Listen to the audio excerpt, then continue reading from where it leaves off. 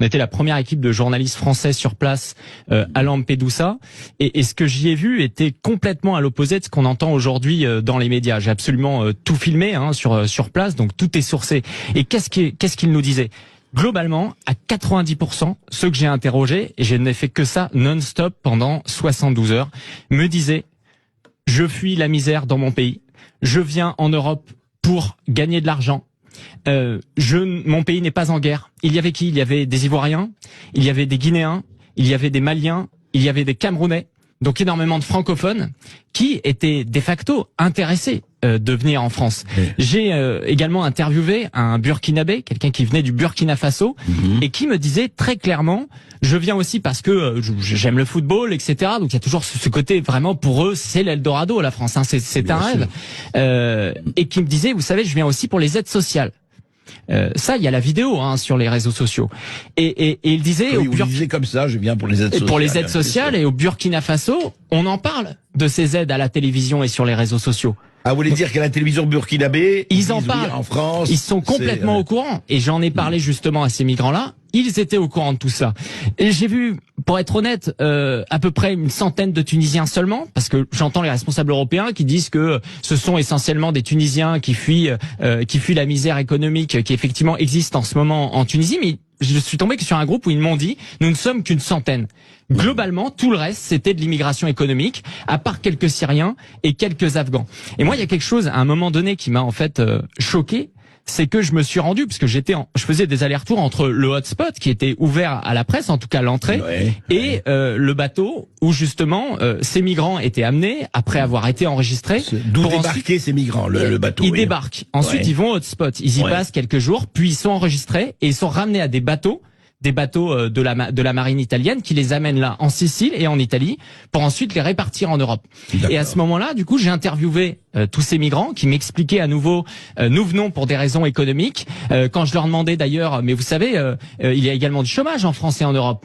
Ils me répondaient: oui, mais l'accès au travail est plus facile. Je leur disais: mais vous pourrez travailler si vous n'avez pas de papier. Ils me répondaient: mais oui, je le pourrais parce que j'ai de la famille là-bas qui me dit que c'est possible et qui me dit que derrière peut-être que je gagnerai ces papiers. C'est intéressant parce qu'en ce moment on parle de la question du possible appel d'air si jamais on légalise ces sans-papiers qui travaillent sur les métiers en zone tendue.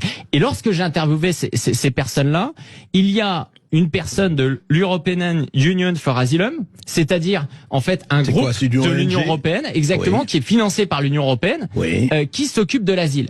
Et elle vient me voir, cette personne, elle me dit: vous n'avez pas le droit de filmer les visages de ces migrants. Je dis: mais pourquoi en fait? À un moment donné, moi vous savez, je suis habitué aussi à voir toutes ces vidéos d'SOS Méditerranée où on voit des migrants qui disent: nous sommes des réfugiés de guerre, et c'est sur les réseaux sociaux, c'est alimenté, c'est sur le site internet. Donc je lui dis: pourquoi? Elle me dit: mais vous savez, ces personnes-là, elles sont en règle générale en train de préparer un dossier de demande de droit d'asile parce qu'elles sont persécutées dans leur pays. Mais je lui dis: mais en fait non, c'est pas ça qu'ils me disent. Je dis: oui, mais si vos vidéos derrière ils finissent, ils sont renvoyés par l'ambassade à la Cour notamment nationale du droit d'asile en France, sur laquelle on a enquêté également chez Livre-Nom en écoutant énormément d'auditions.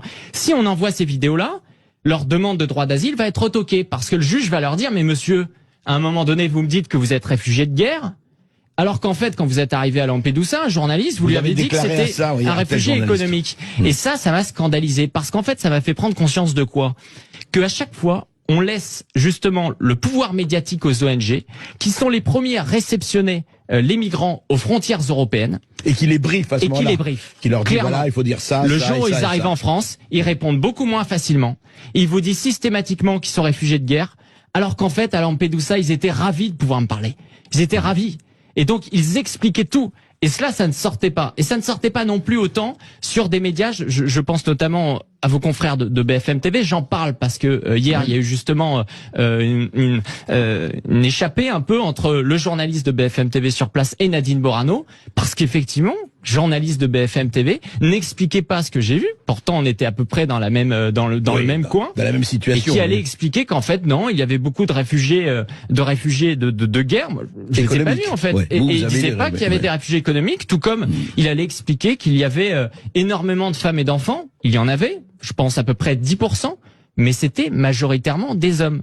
des hommes jeunes. Quand vous dites 10%, c'est-à-dire qu'il y avait 90% d'hommes. 90% étaient des hommes et 90% des gens que j'ai interrogés venaient pour des raisons économiques. Ça, il faut le savoir parce que ça veut dire que quand aujourd'hui Emmanuel Macron, Elisabeth Borne ou certains responsables européens comme Ursula von der Leyen nous disent que c'est notre devoir, eu égard à notre constitution, de les recevoir dans le cadre du droit d'asile parce que ce sont des réfugiés de guerre, c'est un mensonge tout simplement. Lorsque je vois justement une dépêche de l'AFP qui reprend les termes d'un haut commissaire européen qui dit au bout de 6 jours, nous ne sommes pas en mesure de savoir qui sont ces gens. À quel moment, moi, tout seul, j'arrive à le savoir? Vous savez, c'est facile. Vous allez au niveau du hotspot, l'adresse, elle est sur Google Maps, c'est pas caché. Vous allez au niveau du hotspot de Lampedusa, vous vous mettez à l'entrée, vous avez le droit de le faire, et il y a un filtrage, en fait. Vous les voyez passer un par un. Moi, je me positionnais là, j'attendais, et je leur disais, la question, vous venez d'où? Voilà. Et donc, je savais que samedi matin, il y a une arrivée de Camerounais, que la veille, c'était essentiellement des Guinéens, que les premiers à être arrivés, c'était des Tunisiens. Ça, je le sais. Donc, ça veut dire qu'ils le savent, en fait. Oui, parce si qu'ils ont vous le beaucoup plus savez, de moyens, mais ils le cachent.